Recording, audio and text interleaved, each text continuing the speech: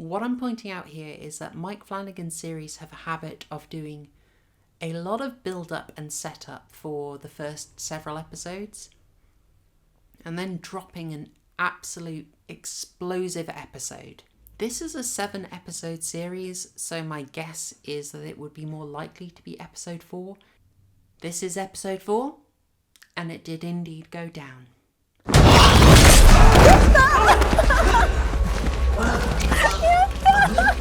Hey, welcome to Proper Horror Show, and welcome to my review of episode 4 of Midnight Mass and my continuing winning streak on the old predictions. I am once again validated that things did indeed go down in episode 4, and my Pruitt is Dr. Gunning's father is looking pretty solid right now. I'm feeling confident. I do have another prediction to make, and I kind of hope I'm wrong. I dream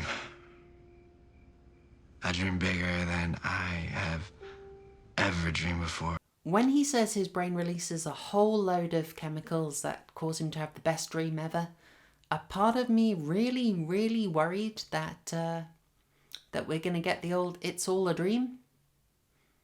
Or we'll find out he's Hitler. I know, one of those. No! But in this, I'm going to focus on stuff that really interested me. That is Father Pruitt taking a life for the first time, Riley and Erin getting closer together, and the theme of faith getting further redeemed, I think, partly. Let's get into it. So episode 4 has this continuing of the de-aging that we saw little hints of in episode 3. It is most evident in Dr. Gunning's mother, who was basically aged up in makeup from episode 1. It was kind of distracting, but I didn't feel it was worth commenting on. This, incidentally, I gather is the same actress who played, who took over Shelley Duvall's role as Wendy Torrance in the Doctor Sleep film that Mike Flanagan made. I did find the aging up makeup kind of distracting on her. It was less distracting on Henry Thomas, although, as I said, I had trouble recognising him in episode 1. It's quite dramatic how de-aged she is, possibly a bit too de-aged. The contrast between her hair and her face is very, very stark, but then maybe it would look kind of weird if suddenly her hair is coloured again. Anyway, her and Dr. Gunning's conversation is pretty good, and you get more evidence for my theory that Father Paul is in fact Dr. Gunning's father. It's not confirmed, but it's looking kind of good here. What was my dad's name?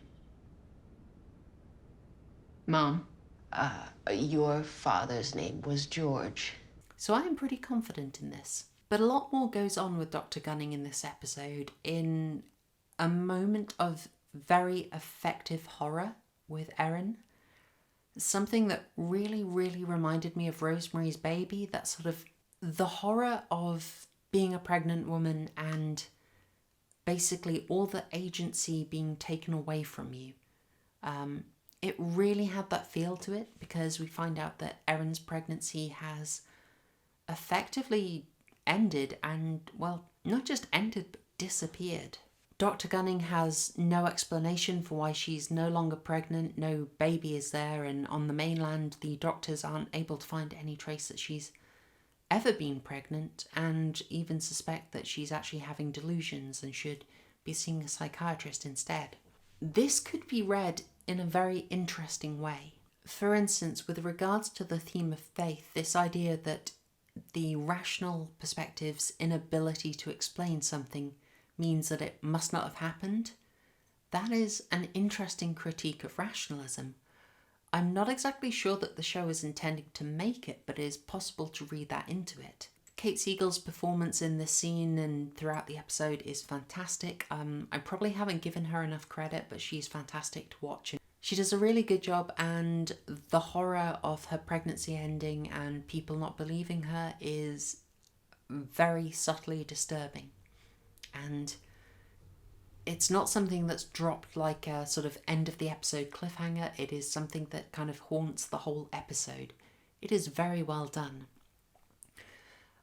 I might sound kind of weird here, but there was something very odd after the scene with Dr. Gunning. You kind of immediately see this sign, and I might be reading too much into this, but does this sign here refer to the ended pregnancy? I mean, the pregnancy was a mass, that is no longer there.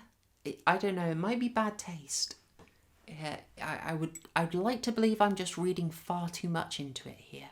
Now, moving on to the Father Pruitt storyline, we see him sort of, I believe, changing more, feeling the urges that come with vampirism. This is very much vindicating what I talked about in the episode 2 review, where I talked about him having this sort of his own dark thirst, his own urges. I'm feeling very vindicated right now, and it is quite lovely, I've got to say. It's a rare feeling on this channel. He very much has his lens of faith and belief that is unshaken at this point, but he's also racked by these urges that are sort of contorting him. It's very painful, and Beth Keane is really enjoying the sort of disciple role a bit too much, isn't she? I'm still really looking forward to that comeuppance for her. We find out that Father Pruitt is dependent on the sacrament from the Master Vampire, so that is blood directly from the Master Vampire that we see him waiting to collect. However, this does throw a little spanner in the works for me, because he seems kind of surprised at his thirst for Joe's blood. He seems to not know what he's doing there, but he's been eagerly waiting on the Master Vampire to provide him with blood, so why would a thirst for blood sort of surprise him here, whether it's from his own hand or from Joe? He should be very aware that blood is what he needs, right? This seemed a little odd to me. It seemed like a little bit of a contradiction. As for when he actually ends up killing Joe and drinking his blood, it is grim stuff. It is an unusual one. It's not the standard drinking from the neck, or the more creative drinking from the wrists, or that thing they did in Vampires that was not the wrist or the neck.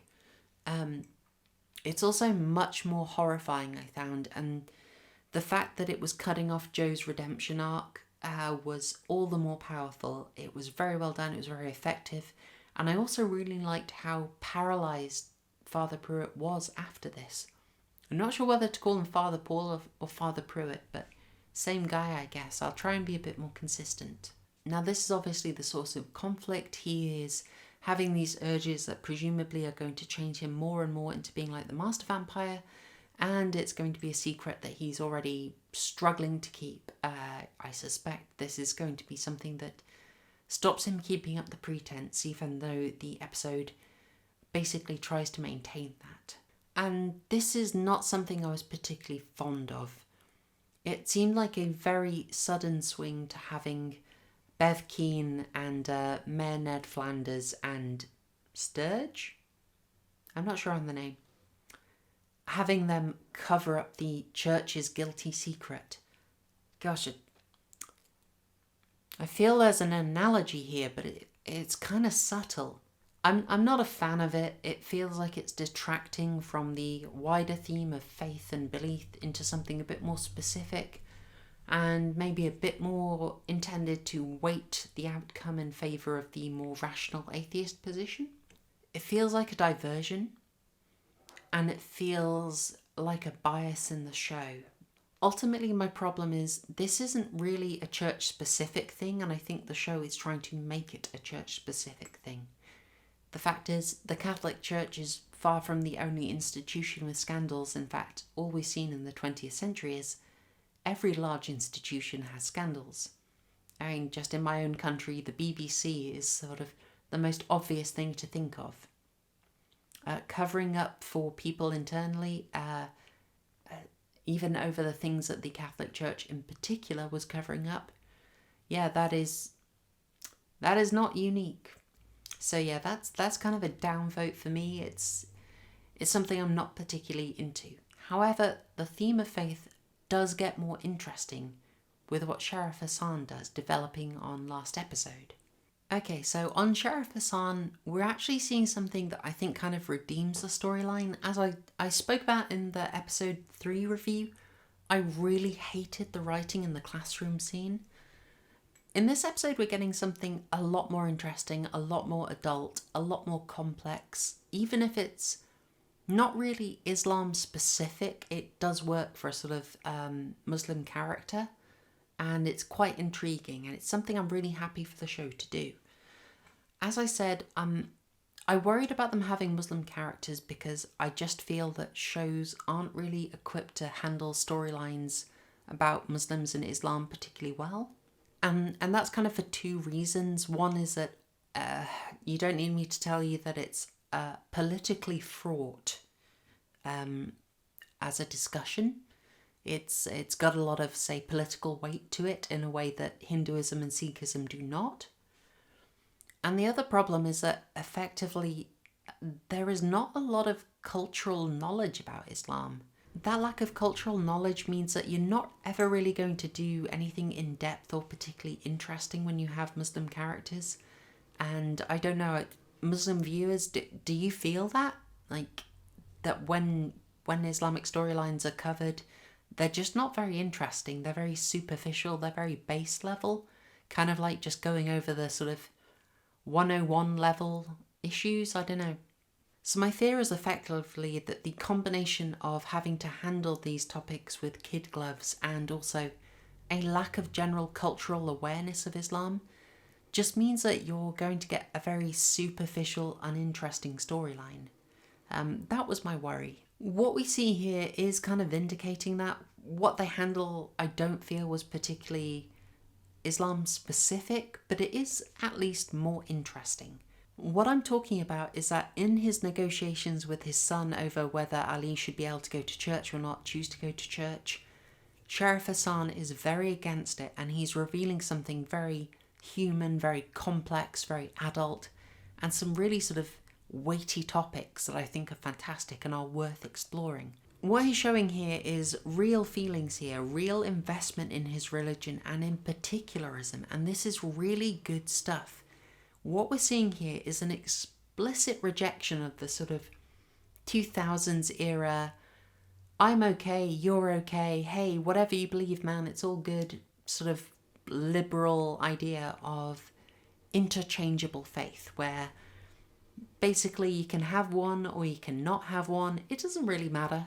This feels like a direct rejection of that is a lot more true to life, I think, and I think Rahul Kohli does a really good job with it. None of this is explicitly spelled out. It's all for me in Rahul Kohli's performance, which again is fantastic. Possibly I'm soapboxing again and I'm reading way too much into it, but it feels to me like a lovely step on from the kind of takes that we got in Dogma, you know? It feels a lot more true to life. And I just like this honest position. Sheriff Hassan here is showing particularism. He's showing that for him, Islam is not just one faith among many. It is special, it is not interchangeable, and it actually matters to him hugely that his son continues believing in Islam, even if that causes conflict. This is good stuff. This is really good stuff. This is challenging, it is complex, it is adult, and it is taking faith seriously.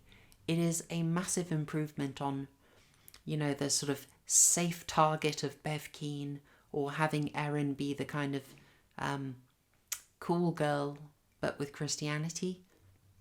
This is good stuff, and Rahul Kohli is absolutely selling it fantastically. The more we sort of get away from this sort of Overton window approved, very bland portrayal of faith, the better.